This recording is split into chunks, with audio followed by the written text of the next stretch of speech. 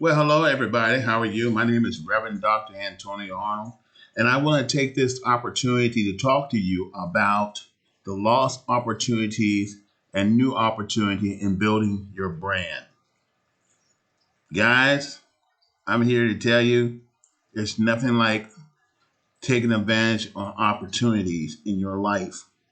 And so many of us has missed opportunities, tons of opportunities, and still missing out on opportunities. But even with those opportunities, it's an opportunity to build your brand and name recognition. No matter what you're working for, no matter what network marketing company you represent, what product you represent, you want to distinguish yourself between their brand and you as the brand. So when customers come to trust you to make a purchase, or they trust you to get into a business opportunity, they're not looking to the products and services of the company.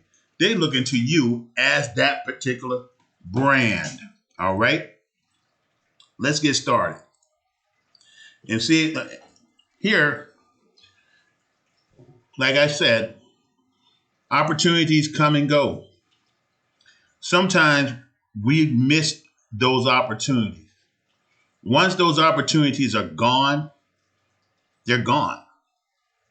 Once those opportunities are taken, they're taken. What do I mean? Someone offered you an opportunity to work for a company that has the potential to grow and make billions of dollars, where it will also lead you to an opportunity to have success in that way. Some people look at that and say, nope, I won't do it, or I'm not ready yet, and they miss out for the rest of their life. Some people had an opportunity for a job, opportunity for an employer, and they never took the time, or they missed that opportunity, or they said, oh, I'm just not interested, or I'm not in the position to take advantage of it, and they missed that opportunity. Opportunities are like a train, guys. Once the train comes and you're not at the track, you're going to miss that train ride. Same thing for those who take it for opportunity, who prepare themselves, or those who just walk by the walk of faith and they just jump right on. You know, some people don't want to be left behind, and those people are the ones who are going to take those opportunities and run with it, okay, without allowing individuals from outside influence them, or a situation influence their decisions. They just go for it, and that's the kind of spirit that you want to have in your life. Is the spirit that you will not miss out on a great opportunity that will not only change your life but your generations to come. So let's keep it going, guys. And is this you? And a lot of times, if you look at a lot of in my background, in my life, that was me. Should have, could have, would have. Fortunate for me, some of those opportunities came back. Some of the opportunities I missed early, but I was fortunate to take advantage of those opportunities now. Some opportunities I didn't take time to capitalize, or I didn't take it serious, and I missed out on it, and I have to live with that for the rest of my life. Guys, is this you? Is this the life you're living right now? Are you living the life of should have, could have, would have? There's tons of people who have great intelligence, great skills, great knowledge, great gifts, and they let it all go. Some took those gifts and took it with them when they went on. I'm quite sure in heaven there's a lot of unopened boxes that have gifts because nobody took an opportunity to open them.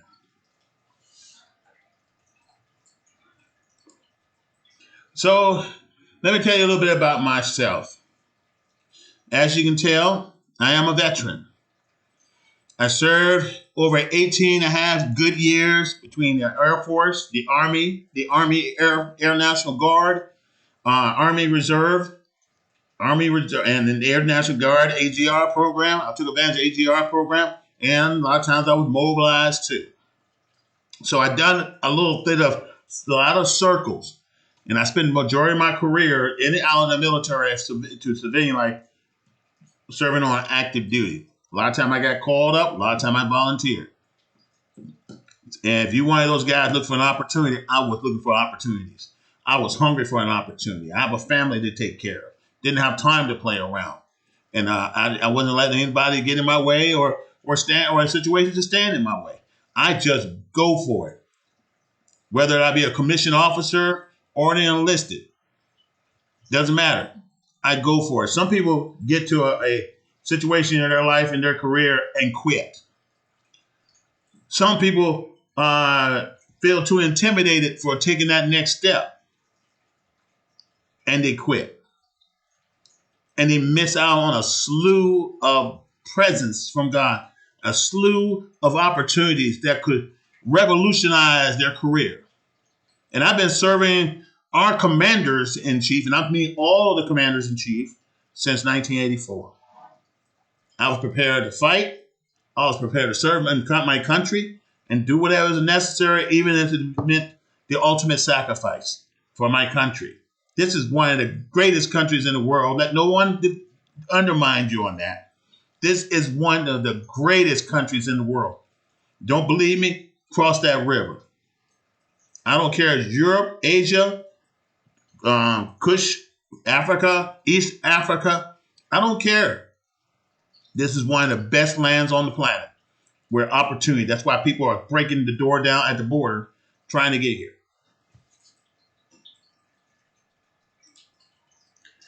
And this is me and my beautiful wife. I am married with coming up 28 years come November 15th. My wife and I have been married to each other since 1995. And we do, as a Christian, we do believe in a Bible-centered relationship, not religion-centered, not man-centered or society-centered, but a Bible-centered relationship. One day we'll have a talk about that or a lesson. 28 years is a long time, guys. Don't waste it. And within those 28 years, I have also served as pastor, associate minister, senior pastor, and assistant pastor. Had the opportunity to serve as chaplain for 3.5 years at Southside Regional Medical Center. A lot of people didn't know that. Took an opportunity because I wanted to be a hospital chaplain full-time after active duty, whether it be in the federal system, state system, or private sector. Also, I'm an author of 3 books. My wife co-author in one of them. We are living in the finished work of Christ, which we are living in. Breaking away the chain of the tradition of the church, chain of bondage. There's a lot of misapplied of scriptures. There's a lot of things I believe that the church has fallen apart on. And I address those issues within the book. You just get yourself a copy. You'll find it quite interesting. There's also a text, Hebrew and Greek, that will help you interpret the Bible a little better. Also, Hurricane Katrina and I, it expounds on my experience while serving in the Air National Guard at Air Force side of the house, being deployed to New Orleans. There is such thing as being deployed within the United States, because if there's a crisis within the United States, just like the Civil War, you have to deploy your forces accordingly. Okay? It's not just downrange or somebody else's country. We got to protect our own country as well. And this is the only country I know. Amen? Very good. Amen. Let's talk about my education opportunities. I didn't think I was smart enough to go to attend these colleges and universities when I was young. Being though I was reading at a third grade, when I was on the 4th grade, I was reading at a 3rd grade level. I was 1 grade behind, and I was always taking remedial classes until one day my father brought those encyclopedias home. It changed my life. It was just like having an internet or Google or Twitter, as you may say, all these search engines right in a book. And I read every last one of them. Changed my life to where I am today. Graduated Virginia State. I'm also an alumni from Virginia State University and a graduate. Community College of the Air Force. St. Leo's University. I attended that. That's where I learned human resource management. Cornell University. That's what I've learned and received my graduate certificate in blockchain essentials with understanding. If you're looking to invest in blockchain or cryptocurrency, you definitely want to understand, take a course in that so you understand what you're investing in. Liberty University or Liberty Baptist Theological Seminary, it was what called then. That's when I gained 3 of my master's degrees from, okay? Nash Community College in restaurant management, University of Phoenix, business management. So I have taken a number of courses beyond that. So as I can faithfully say I am well learned from experienced and from education. I was an electronics major in engineering while I was in college. A lot of folks didn't know that. You know? So I didn't feel like I was affordable the opportunity, but I took hold of those opportunities and I ran with it. You only got one chance in life to make a difference. If you feel like you didn't reach those plateaus, you have the opportunity right now to go back and take advantage of those opportunities. Again, missed or taken. It's up to you. You have the opportunity, as long as you're alive, to take on some great opportunities and flourish. You also have the opportunity to miss those opportunities and regret those opportunities for lack of taking those opportunities for the rest of your life. There are opportunities right now before you. I mean, just think, as you would have met Rockefeller when you're about to get started in the oil business. You have missed being born when you have the opportunity to get with Henry Ford to start at the Ford Motor, or Bell, who set up the telephone system as we know it, or missed the opportunity when Uber first got started, when the man got so frustrated, the owner and CEO was so frustrated waiting for a cab while he was in France for a seminar. And then he decided to say, hey, I'm going to combine the power of an iPhone on an app and combine it with the cab service. And it went from Uber cab to Uber. And we're going to talk about that, guys. Let's talk about these opportunities. Because a lot of opportunities start off as an idea. It started off as a dream. It started off just like my book. All 3 of my books were dreams that God has given me. And I put it into writing. And next thing I know, I done authored my first 3 books. I have no idea that I'll be able to do it. That could be a missed opportunity. I could ignore the dream. I can ignore the vision of God. But I was obedient and I went forth in faith. Faith is the substance of things hoped for, the evidence of things not seen.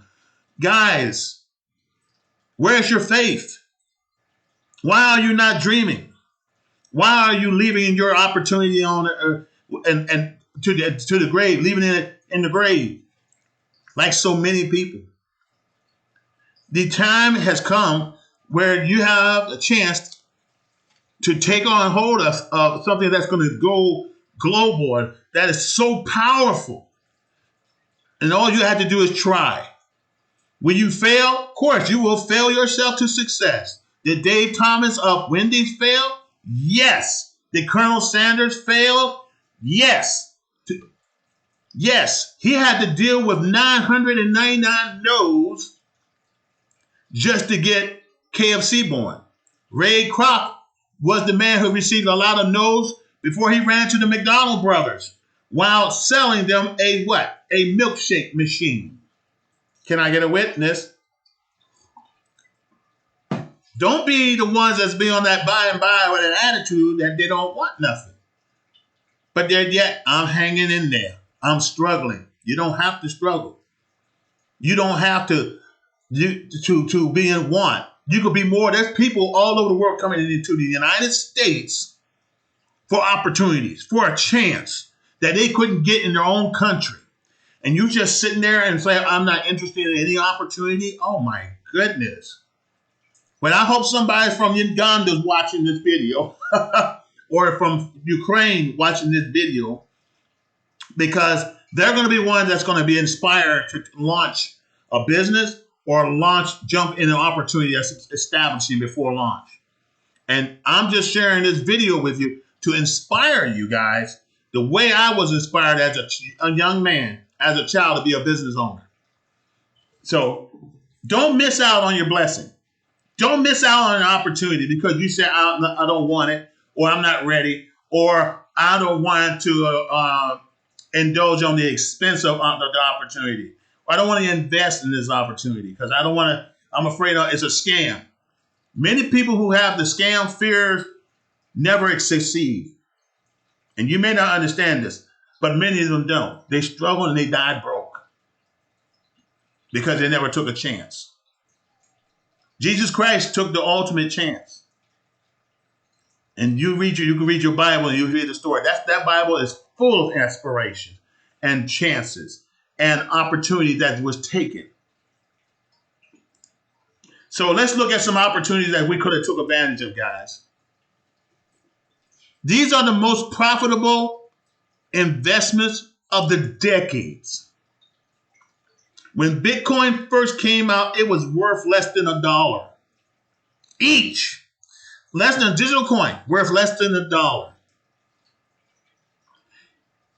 It's now worth over $34,000. Last time I checked, it was $34,000. Yes, it's volatile, but it's consistent. It's worth over $34,000. Tesla. People laughed at that, and you could have gotten involved with Tesla for $1. You could have gotten involved with Tesla for $1.50 per share. Take $10,000 and buy $10,000 of shares of Tesla. That company is worth over billions. The auto portion of it is worth billions, and so is the solar power portion of it. Billions. The SpaceX is worth billions. Why did nobody invite you? Why didn't you ask the question how to get involved? Why did you get involved, ladies and gentlemen? You remember Netflix was laughed at by a company called I can't even think of the name now. But they were laughed at by an old company. Matter of fact, I got to look it up. I have to look it up, guys. I'm sorry, but I really do have to look this up. I can't think of the name, and I'm ashamed. I said so on the previous video. Blockbuster, that's what the name it was. Blockbuster. Thank you, Lord, for bringing it back to my memory. Blockbuster was offered to buy Netflix. And Blockbuster, the VHS video store, said, no, we're doing just fine. We worth $1 billion. Did you know 2 to 3 years later, Blockbuster shut down all of its doors, all of its stores? And Netflix is right now one of the biggest things in entertainment distribution. It's worth billions of dollars. Just think if you would just invest in Netflix when they first came out, what financial situation you would be. And you can't say because you can't read or you can't use can't count as an excuse. There's plenty of accountants would love to count and read for you. All you had to do is make the investment. You don't have to know a lot. A lot of owners don't know what they're doing. But they hire people who do know what they're doing to do the job. But look at Domino's.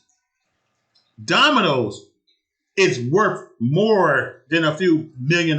It's worth billions too. Okay? When it plussed up 3,000%. And as my friend has told me on the bottom, Amazon started off as a bookstore selling books. Okay? People laughed at Amazon. Okay? People were ordering books on there online. I mean, this is back in the American Online days. That's how old this is. I mean, so when you see that little smile on Amazon box, it's smiling from A to Z. That means it has everything you need from A to Z. A friend of mine who's into banking, and particularly the credit card side of the hit, shared that with me. But I'm here to tell you guys, these are the opportunities you missed. Nobody invited you. And they had their all humble beginning. Here's another look at it. There's Amazon again. Nvidia. That's strong. I mean, 1,180% growth. And that's back in 2021, if I'm not mistaken. But these companies are growing. Apple's plus 840%. Just think as Steve Jobs, when it came to you out here in his garage, he doing a pitch and he said, get into this computer thing because this computer, this little piece of heavy box right here with a keyboard, is going to be in every household. That's born Microsoft. MasterCard, just think you were around back in the 50s. Credit card been around since, actually, credit has been around since the 30s, but MasterCard been around since the 50s, I'm not mistaken. And I'm here to tell you, look at it. It is astronomically huge. One of the largest companies, one of the largest companies in the world. It is accepted worldwide, just like Visa, guys. Just like Visa. And you ignore that opportunity. Nobody never invited you. Nobody never told you about it. All you tell you is get a good job, get yourself a good education or a good skill, and go to work until you retire or you're unable to work. And most of the people who do retire, very few retire very well, where they can walk up and say, I'm going to buy this car for $50,000 or $30,000 cash right now, brand new, full warranty, packet, the whole thing, no financing. 95% of the people in America have to finance everything from homes to automobiles. And then by the time they pay off the debt, they got to finance again to make repairs, or they have to refinance to trade it in to get a less value for it, just to get another one and start all over again. That's been pretty much the cycle I've been witnessing. People, the 1 to 5% of the population, can walk up anywhere and get what they want. Very few borrow money because they're leveraging, because they have what? They invested early because somebody invited them to a presentation, or somebody sent them a video, or somebody sent them a YouTube video, and they jumped on. It's not that long ago, guys. It's not hard. It is not hard. Here we go again. Again, 2010. Price was $3 for our cryptocurrency. Oh, man, that's like 13 years ago. And of course, in 2020, it dropped down to 20. It was 60,000, dropped down to 22,000. That's still more than $3. And now it's back up to 34,000. Still for a BTC. Remember, Tesla started off with $4 a share on the stock market when it finally hit for trade. Now it's 600. I'm quite sure it's about $1,000 a share now, maybe $800 a share. Netflix, $8 a share. Now 500 at the time, $520 a share. That's based on CryptoCrunchApp.com. Domino's Pizza, 2010, it was worth $4 a share. Now it's $397 per share, probably more than that, because people love to eat pizza. 2010, Nevada was $16 a share. Now $530 at the time, $533 a share. You missed out. Let's just face it, we missed out. I missed out. Amazon from A to Z. $125? Are you kidding me? To $3,206 per share? Are you kidding me? And nobody told me?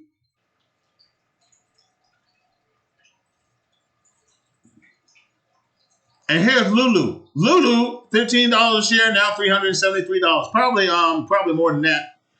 This is 2021. Here we are at 2023, getting ready to 2024.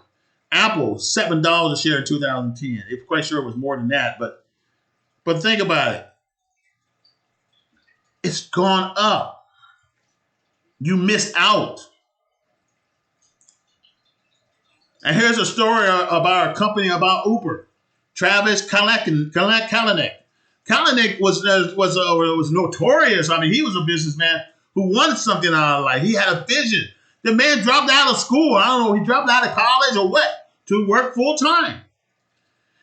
He went on. He launched scores of red horse wash files sharing company and got in trouble with the IRS. Of course, he had to pay $110,000 or face jail time. And then in October 10, I'm not October, but he and a friend of his named Garrett Camp went on to France to attend a Le Web conference in Paris. A Le Web conference, okay? And they came up with an idea. Because while he was looking to go to the conference, he had to wait for a cab. And he was furious because he was running late. This is a story I know. He was running late and he was waiting on the cab. The cab never came. And then he thought about it. What would be great? You can look on your iPhone, because iPhone was around at that time, and look at it and see if there's an app that you can use to contact the cab. And you can track the cab and see if it's on its way. And that cab would arrive at the destination to pick you up. Then drop you off and come back and pick you up again later. So that's when he came up with the idea of the Uber cab company. So and what did he do? He did a pitch. And the pitch was, let's think about having a cab company that can be contacted not by calling them, but by using an app. So they raised $1.25 million and launched. The company was launched. A lot of people missed out on the opportunity. He has approached, probably made phone calls trying to get investors involved, and a lot of people laughed at him. Why am I going to do with a man who owed the IRS $110,000? Why do I want to do business with a man who had a failed company? Why do I want to do business with a man who dropped out of college? Uber was launched for a one-day trial in Paris, France. Following that same year, October 2010, Uber Cab officially changed the name to Uber. That's October 2010. 2 months later, they already launched. In 2010, Kalanick became the chief executive officer of Uber. Do you understand the power of getting involved in an opportunity when it presented yourself, no matter how ridiculous it may sound?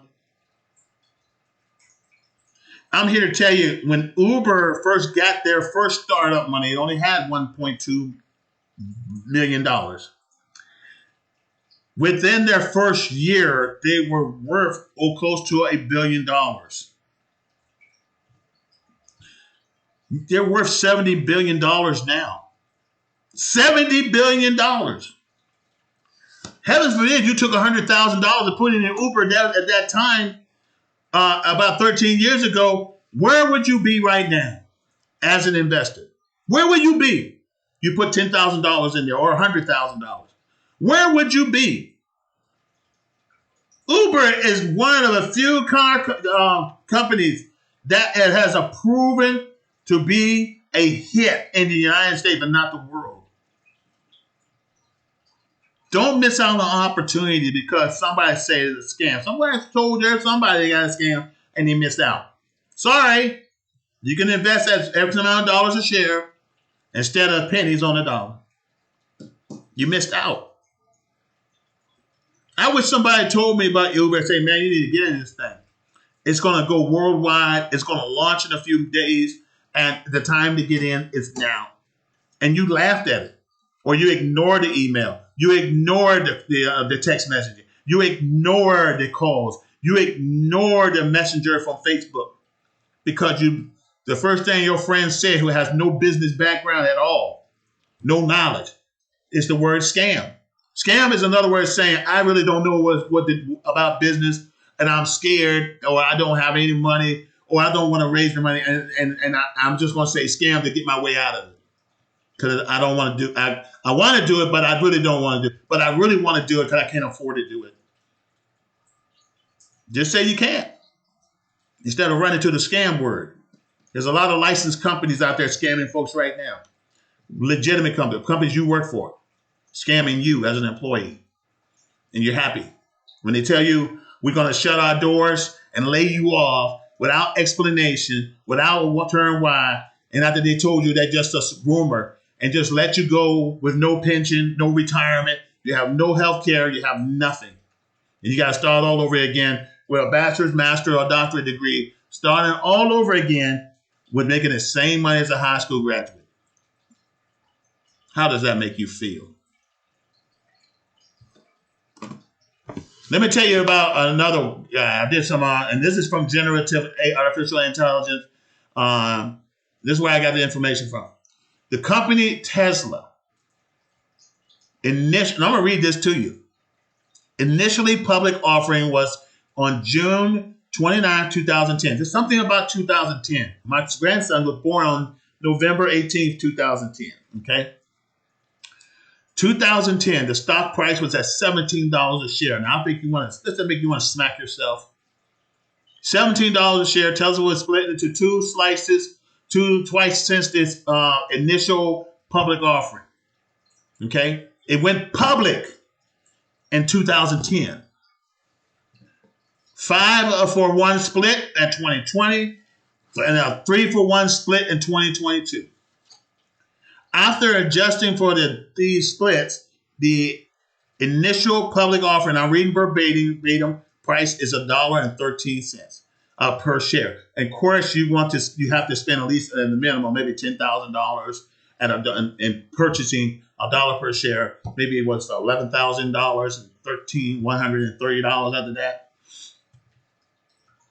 Tesla stock reaches peak in October 2021 at $414 per share. But at first it was what? $1.13. Then in 2021, it went up to $4.14. $414. $14. Okay, $414. The latest price, and this is probably back in 2020 something. I don't know about 2023. Price is because it went up and down. Is $253.97 per share. Now here are some examples of how much Tesla investment would be worth to you. Let's say you invest $10,000 as a minimum requirement investment in 2010. How much would that be worth? It would be worth $411,600. That's one heck of a return of investment. Had that happened today. I think that was based on last year, 2022 or 2021. And let's say we look at another $10,000 investment in 2013. Now, how many people you got $10,000 right off the bat to invest? I mean, I'm quite sure I need at least $20,000, $40,000 to invest with Philip Morris. Just using that, I'm just saying. And no, it's more than $5,000. But let's say $10,000 investment in 2013 will be worth $247,250. That's a very good return on investment today. And here's another example. Let's say we go further. $1,000 meatball invest would be worth $14,763.75. That's still 100% return on your investment. That's still better than most stocks because you got in early. You got in early. Here's another scenario. Let me tell you a story about a man named Ray Kroc and the McDonald's brothers, for McDonald's. I'm going to give you a timeline experience. I want you just to listen to me. In 1937, 2 years after my father was born, the McDonald brothers started their hot dog stand, getting into the food service business as a team. In 1940, they opened their barbecue restaurant in San Bernardino, the world's first McDonald's restaurant. There is no current information on whether they sold barbecue ribs or sandwiches, but we would like to think they did. I wonder if they did for real, because McDonald's, when I was there, had the McRib. And it was delicious. In 1948, the McDonald brothers turned their restaurant into a hamburger and milkshake restaurant, and in the process are credited for inventing the modern service model of fast food. It's the consistent model, okay, of fast food. In later memoirs, the brothers could credit their process to Henry Ford, saying that they modeled their restaurants around the assembly line in Detroit. That's 1948. 1953, McDonald's opened its first franchise restaurant in Phoenix, and I'm going to say Phoenix, Arizona. While not a focus of the Maurice and Richard McDonald's, they did open a multiple restaurants in Arizona, okay, and California during the company's early years. This is 1953. Then came Ray Kroc. Ray Kroc was a traveling appliance salesman. Visit the McDonald's restaurant to discover why a small burger shop need as many milkshake machines as it does. He buys the rights to franchise McDonald's restaurants across the country. Now listen to what I'm saying, ladies and gentlemen. He buys the rights to franchise McDonald's restaurants across the country. It's 1954. A year later, in 1955, Ray Kroc opened his first franchise restaurant, arguably the first restaurant of the modern McDonald's company in Des Plaines, Illinois. Showing consistency, guys, right near Chicago. Showing consistency with the assembly line way of doing things. Okay. In 1956, Kroc and Harry, and I'm not going to mess up the guy's last name, developed a financial model in which McDonald's would own the land on which its franchisee build their restaurant. The model continued to this day, and I'm here to tell you, and it's often considered the most significant financial decision the company has ever made.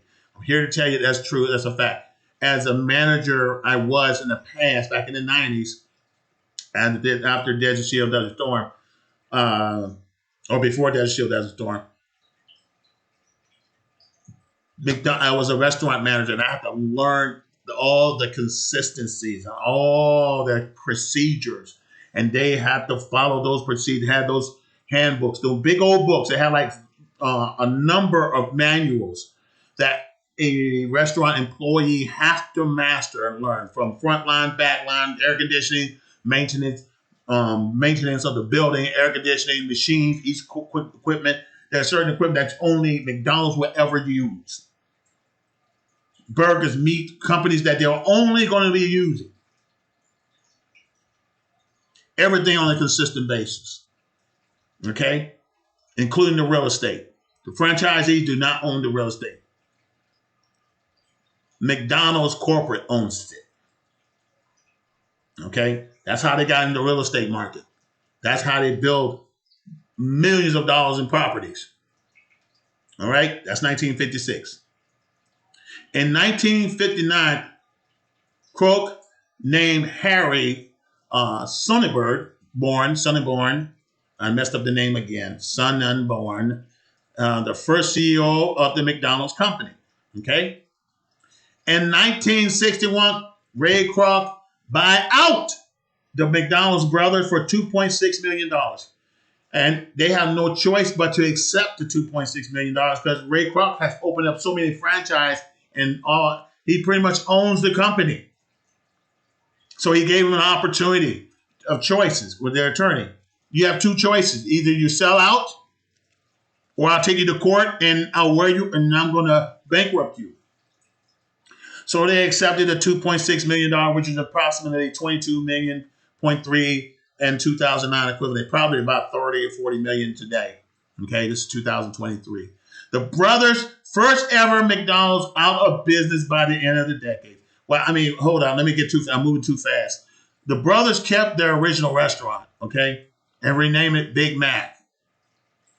Ray Kroc was a ruthless individual.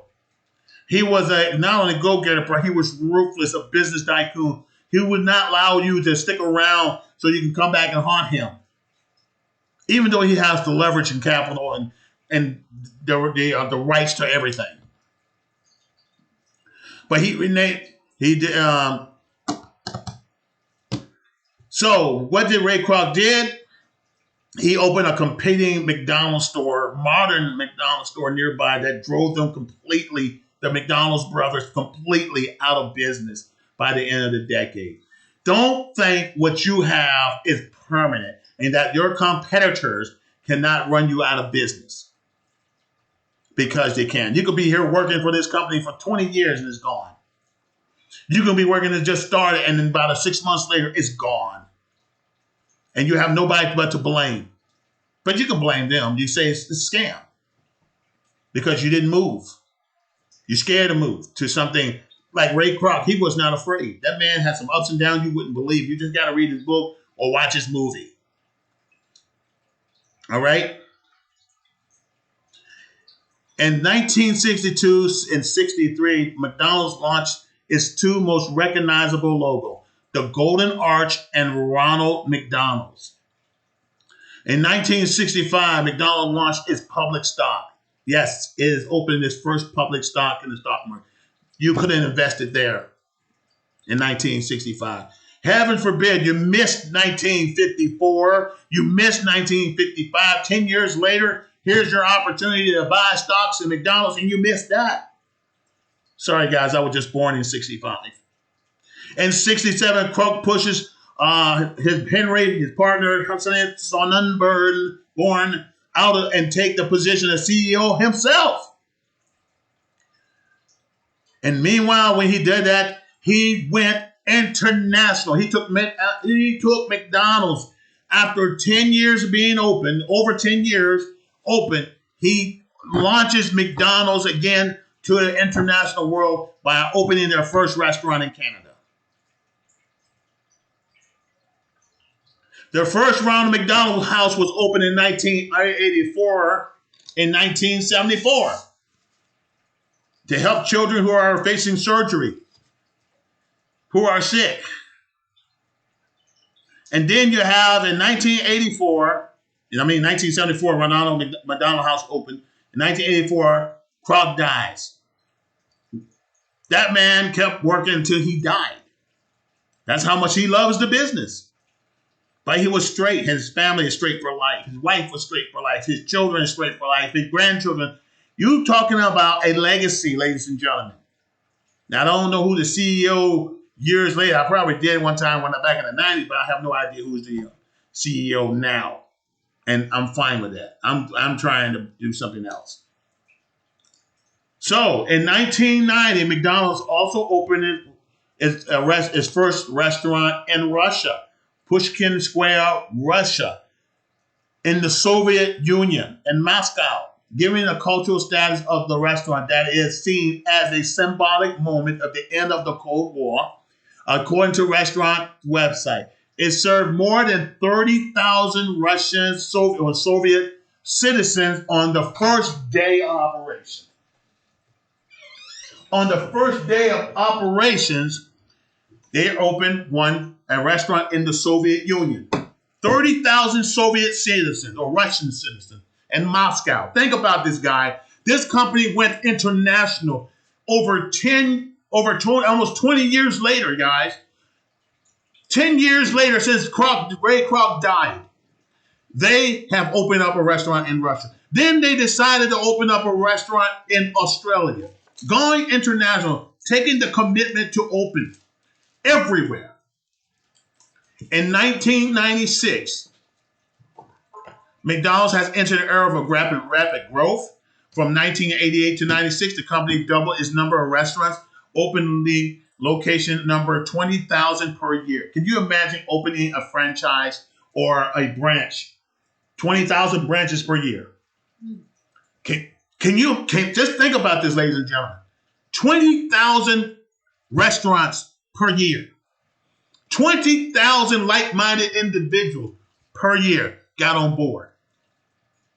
Now, did it start off with 20,000 in the first year, 1954, 1955, 1956? No.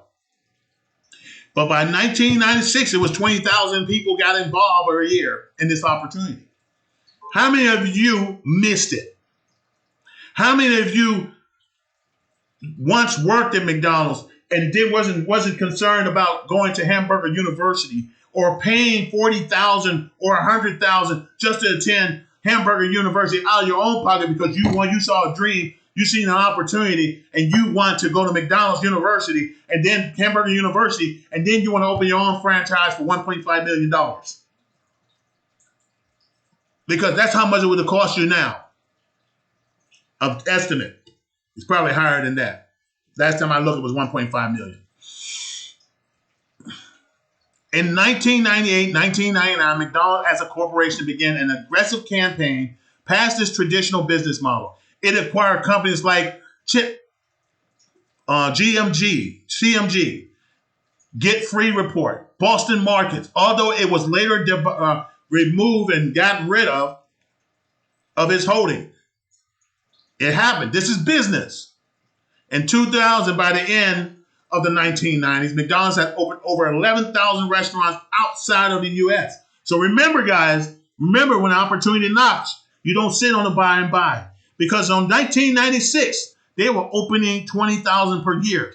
And then in year 2000, they opened 11,000 restaurants outside of the continental United States.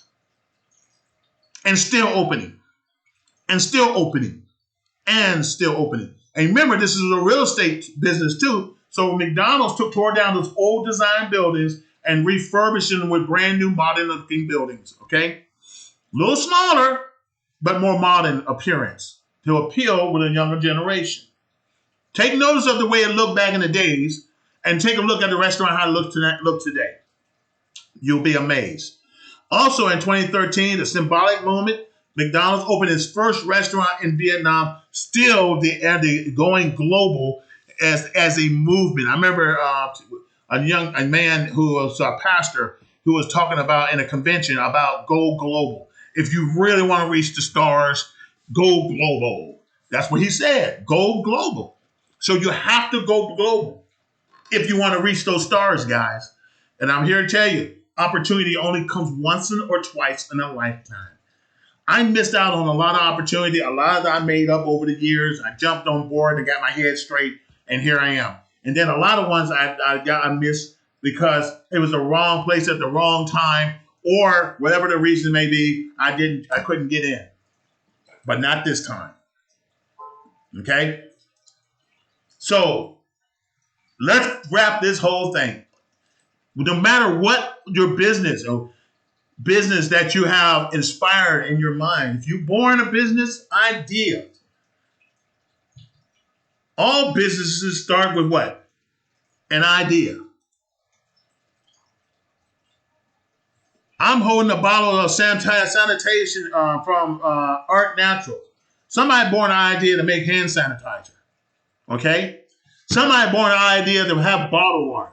Somebody born an idea to have desktop computer or laptop computers or iPhones or an Android. Somebody born an idea to solve a problem with a solution. Uber, the founder of Uber had seen a problem where cabs are not being available. And he said, I'm going to make this a cab available to people with a touch of a button on their phone. That's the solution. So if you have a solution, a dream, a vision, write it down. Execute it. Look for investors and see what happens. You never know. You might have $1 billion company tomorrow. You never know that you'll be the next Ray Kroc. You may be the next Howard Stern. You might be the next Bill Gates. But it's all up to you guys. I encourage all entrepreneurs to build your dream, but also build your own brand. Build your own brand, your own identity, something that separates you from everybody else. I don't care if you're in the car business, insurance business, working for somebody else, or you're self-employed, or you're still operating with somebody's brand name, but make your brand, which is yourself, distinguishable than between everybody else. Let's get that right off the tip. Why a person or employer would say, should I hire you? Or why should I do business with you, Mr. A? Why should I trust you with my $500? Why should I trust you with my $1.5 million? It's all about developing your own characteristic and brand to get your products and services off to the running start. So I'm here to tell you guys, develop your own brand. Own up to it. Own your own brand. If you got a logo, create a logo. Something that separates you from everybody else. All right? Your confidence, the way you dress, the way you carry yourself. Separate yourself from everybody else. Do not be ordinary. Be extraordinary. I hope I'm reaching somebody. But I'm just wanting to share that with you. Even when it comes to ministry, you have a love of Jesus Christ, pastor. Make yourself distinct, different than everybody else. Don't be like those cows in the herd. Stick out. That way people can see you a lot better. Don't try to do like somebody else is doing. Be yourself. Use your own technique. Use your own brand because you are that brand. You are that brand that only you have control of. And you want to have a brand or develop or invent a brand or came out with a crazy idea for a new wheelchair. You want to come out and get it branded that it's now only you and solely you have control. Because Ray Kroc, and then I almost said Crook, he took control and made it his own. He got the right to franchise, but he ended up taking over the company. The name, McDonald's, from the McDonald's brothers. Why? Because he had a brand, which was himself. Franchising on a major scale.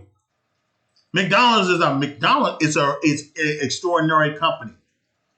Make your brand original, guys. I don't care if you're selling cornflakes. Make your brand, which is you, the product, not the product. You're the product. All right? You're the product. And last, and I believe this might be the last one. I don't think it's the last one. Could this talk about consistency? Well, use your brand on a consistent basis so people can recognize you as the owner of the brand, no matter what. When you see me, I'm the owner of Beast Mode or Airborne Beast Mode. I am that owner. I am the owner. So when you see my face, oh, there's that Airborne Beast Mode again, Airborne out. You make it yours.